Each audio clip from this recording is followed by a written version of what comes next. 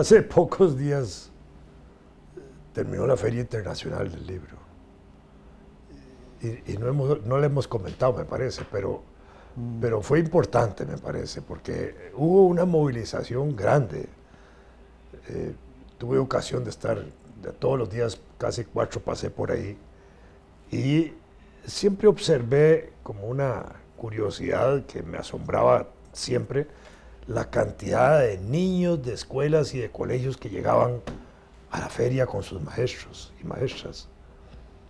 Yo no recordaba haber visto eso en ferias anteriores, pero ahora me pareció que estaba muy bien organizado y que en ese encuentro de los estudiantes con la Feria del Libro, muchos tuvieron ocasión de conocer autores directamente y hasta tomarse sus fotos, porque de pronto yo veía a una maestra señalando a un autor ahí y los niños o los muchachos inmediatamente lo rodeaban, le saludaban, le preguntaban algo, y muy generosamente también los autores se prestaban para la foto. Eso me pareció interesante. Y después una mesa que había a la pura entrada de la feria, donde habían libros usados de intercambio, que fue interesante, porque yo hoy, uno de esos días a la feria, no le había puesto atención a la mesa, y el día que voy, le pongo atención a la mesa, habían 3 libros que me interesaban a mí, yo no tenía ninguno para intercambiar.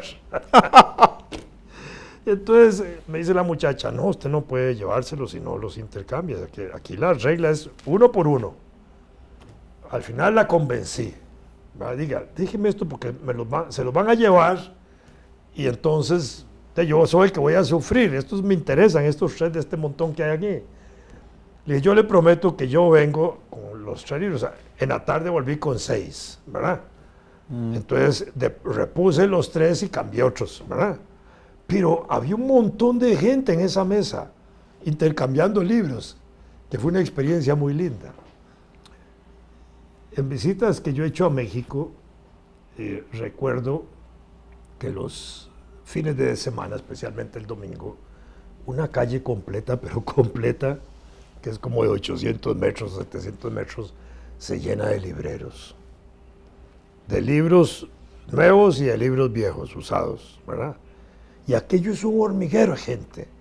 Y eso no se acostumbra en un país como el nuestro. En esa feria hay algunas compraventas que participan, pero esas compraventas, curiosamente, meten libros nuevos, no meten libros usados, ¿verdad?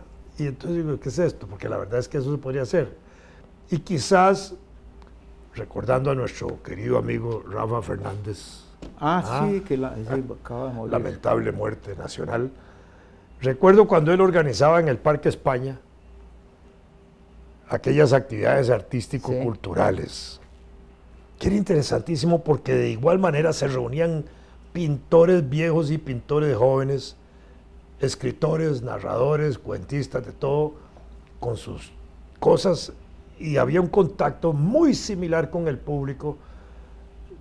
He tratado de recordar aquellas escenas y tengo la sensación de que había algo de libros parecido a eso. No había el librero vendiendo libros, pero había algo de eso. Pero eso se podría fomentar, me parece a mí, que haya una especie de encuentro de libreros, de compraventas, donde a veces se adquieren cosas muy interesantes, muy interesantes, ¿verdad? Hay una librería de un amigo nuestro que se llama Alma Mater. Sí, claro, Guillermo Carvajal. Guillermo Carvajal. Gran geógrafo, especializado en Europa, en Francia. Ha escrito un montón de cosas y tiene narraciones muy interesantes de tipo popular cultural, de su barrio, del fútbol, de muchas cosas.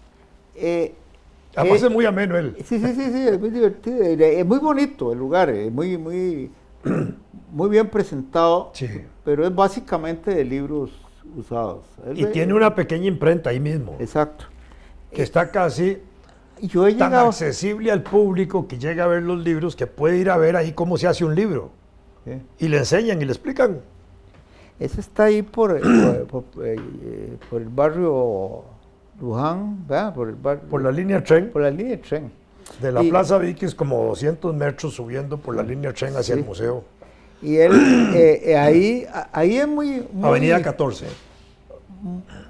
Muy cómodo llegar, y claro, son libros usados básicamente, pero también hay mezclados ahí algunos que son... yo creo que algunos son... Y muy bien exhibidos en los estanteros que tiene, porque hay compraventas que son piñas de libros. Sí, claro. Que cuesta mucho, hay que meterse ahí horas a expulgar, a ver qué hay debajo. Sí, sí. Ahí están a la vista. Bueno, y sí, ahí es un lugar donde la salida de libros usados es hecha con mucho decoro. Está muy bien, pero también siempre ha habido por ahí regadas en San José, de ese tipo de estaciones, ¿verdad? Pero como que, es que eso que describías en México también se encuentra en Madrid, ¿verdad? Sí, cierto. Y me lo encontré en Estambul, ¿verdad? Lo que pasa es que eran en turco la mayoría. Es cierto, en Madrid, sí es cierto. Así como hay en la calle de los zapateros, la calle de esto otro, la calle de esto otro, que ahí están todos los locales. Sí. No, pues eso, la feria del libro, a uno, a partir de cierto momento le empieza a parecer como anodina, porque uno dice, bueno, si aquí están los libros que yo he visto en las librerías todo el tiempo, pero es que las condiciones que se dan ahí son muy particulares. Eso que decir, de que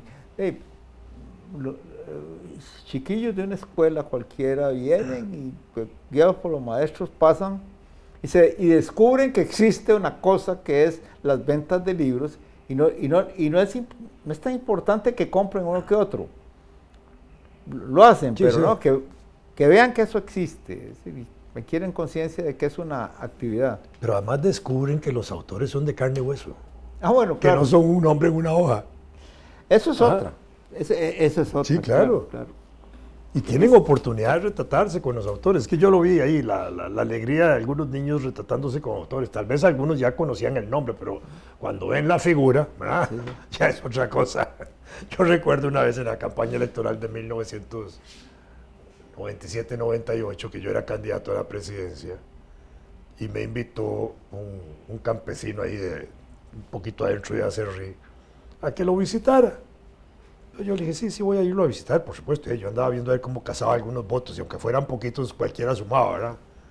Ya me puse de acuerdo, creo que fue un sábado en la tarde, y llego yo a su casa, creo que me iba con mi señora también, y había que subir un montículo así chiquitillo, como de unos 15, 20 metros, para llegar al pie de entrada de la casa, ¿verdad?